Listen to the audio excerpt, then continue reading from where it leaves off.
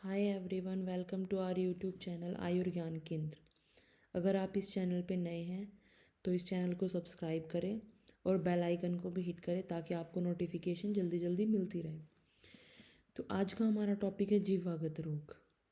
जो रोग टंग पे होते हैं या टंग के जो रोग होते हैं उनको जीवागत रोग बोलते हैं। तो जीवा पे होने वाले रोग जीवागत रोग होते हैं। तो आचार्य सुश्रुत ने ये 5 बताए हैं, आचार्य वाग्भट ने 6 बताए हैं। ठीक है।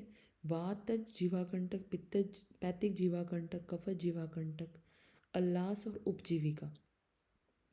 और वाग्भट ने एक बताया है एक्स्ट्रा अधिजीविका। मतलब 5 तो इन्होंने सुश्रुत वाले सेम बताए हैं, वातज जीवाकंटक, वात पित्त कफ जीवाकंटक, अल्लास और उपजीविका, और एक जीविका और बताया है। ठीक है। अल्लास वात पित्त कफ में तो वात पित्त और कफ जीवाकंटक में यही रोग है, दोष हैं। अल्लास और उपजीविका में कफ और रक्त है, दोनों में अल्लास और उपजीविका में कफ और रक्त। ठीक है। सबसे पहले वात जीवाकंटक। तो जो वात के गुण होंगे वही सारे इसके अंदर आते हैं। जीवा फट जाती है, स्पर्श ज्ञान रहित हो जाता है, सागवान के पत्र के समान जीवा खुरदरी हो जाती है इसके अंदर। और इसकी चिकित्सा में हम क्या करेंगे, वात शामक चिकित्सा करते हैं। जो वो वातज ओष्ठ रोग के अंदर हम चिकित्सा करी थी वही चारों स्नेह घृत तेल वसा मज्जा में मोम मिलाकर अभ्यंग करेंगे। नाड़ी श्वेद, उपना श्वेद और गंडूस धारण करवाएंगे पेशेंट को। ठीक है। तो वात शामक चिकित्सा करते हैं इसके अंदर। फिर आता है पैतिक जीवाकंटक। इसके अंदर जीवा पीली हो जाती है, दाहयुक्त और लाल वर्ण के अंकुरों से युक्त हो जाती है। जीभ के ऊपर क्या होते हैं, लाल वर्ण के अंकुर हो जाते हैं।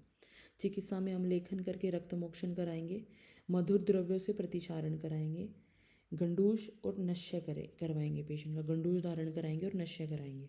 ठीक है। तो वातज जीवाकंटक में वात शामक चिकित्सा जो हमने ओष्ठ रोगों में करी थी वही वाली कराएंगे। और पैथिक के अंदर लेखन के करके रक्त मोक्षण, मधुर द्रव्यों से प्रतिचारण, गंडूस और नश्य। अब आता है कफज जीवाकंटक। कफज जीवाकंटक में जीवा जो होती है भारी हो जाती है, कफ की वजह से भारी हो जाती है, मोटी हो जाती है, शालमली के कांटों के समान मांसांकुरों से भर जाती है। जैसे शालमली के कांटे होते हैं वैसे वैसे जीवा के ऊपर हमें मांसांकुर दिखाई देते हैं। इसमें भी चिकित्सा में लेखन करके रक्त विश्रावण करवाएंगे पेशेंट का, प्रतिसारण करवाएंगे और कवल धारण करवाएंगे। अब आ जाता है अल्लास। अल्लास होता क्यों है, कफ और रक्त की वजह से होता है। तो अल्लास रोग में क्या होता है, जीवा के नीचे गंभीर शोथ उत्पन्न हो जाता है। ठीक है। वह बढ़ाकर जीवा को जकड़ लेता है तथा जीवा के मूल भाग में तीव्र पाक हो जाता है पेशेंट को। अल्लास रोग में क्या होता है कि जीवा के नीचे इन्फ्लामेशन हो जाती है पेशेंट को और जीभ बिल्कुल स्टिफ हो जाती है, जकड़ जाती है। ये असाध्य रोग होता है अल्लास। अब आता है उपजीविका। उपजीविका भी कफ और रक्त की वजह से बताई आचार्य सुश्रुत ने। तो आचार्य सुश्रुत ने क्या बोला है कि जीवा के अग्रभाग के समान जीवा को ऊपर उठाने वाला शोथ हो जाता है। जीभ को जो ऊपर उठा दे ऐसा शोथ हो जाता है जीवा के अग्रभाग के समान। ठीक है। उपजीविका में कि मतलब जीवा के नीचे होना शोथ, मतलब जो इन्फ्लामेशन है नीचे हो रही है पर वो जीभ को ऊपर की तरफ उठा रहा है। इसमें प्रशेक, कंडू और परिदाह होता है। पर आचार्य सुश्रुत ने उपजीविका के जो लक्षण बताए हैं वो लक्षण आचार्य वाग्भट ने अधिजीवा में बोला है। ठीक है। और आचार्य वाग्भट के अनुसार अधिजीवा में क्या होता है, जीवा के नीचे मूल में जीवा के अग्रभाग के समान अंकुर युक्त शोथ होते हैं। इसमें लालाश्राव, जलन, स्तंभन और कर्कशता होती है। यह वेदना और कंडू युक्त होता है। ठीक है। रोगी को बोलने में, भोजन करने में कठिनता होती है। ठीक। आचार्य वाग्भट ने अधिजीवा के लिए ये बोला है। ठीक। और उपजीवा के लिए उन्होंने क्या बोला है कि जो शोफ जीवा के ऊपर होता है उसे उपजीविका कहते हैं। तो आचार्य सुश्रुत और वाग्भट ने जो उपजीवा के लिए हैं दोनों मतलब अपोजिट बोला है बिल्कुल।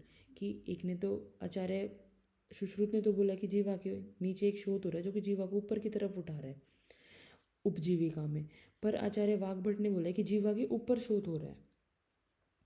और जो चीज़ आचार्य सुश्रुत ने उपजीविका के लिए बोली है आचार्य वाग्भट ने वो चीज़ अधिजीवा में बोली कि जीवा के नीचे शोथ हो रहा है जो जीवा को ऊपर की तरफ उठाएगा। रोगी को बोलने में कठिनाई होती है, भोजन में कठिनता होती है।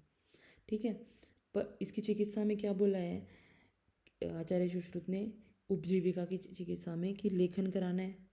ठीक है, क्षार से प्रतिक्षारण, शिरोविरेचन, गंडूस और धूम। ठीक है, लेखन पेशेंट की का लेखन करवाना है हमें, क्षार से प्रतिक्षारण कराएंगे हम, उसमें शिरोविरेचन, गंडूस और धूम कराएंगे। ठीक है, ये हो गए हमारे जिह्वागत रोग। Thank you. अगर आपको वीडियो पसंद आई है तो लाइक करें, शेयर करें, और हमारे चैनल को अभी तक अगर आपने सब्सक्राइब नहीं किया है तो सब्सक्राइब करें। Thank you.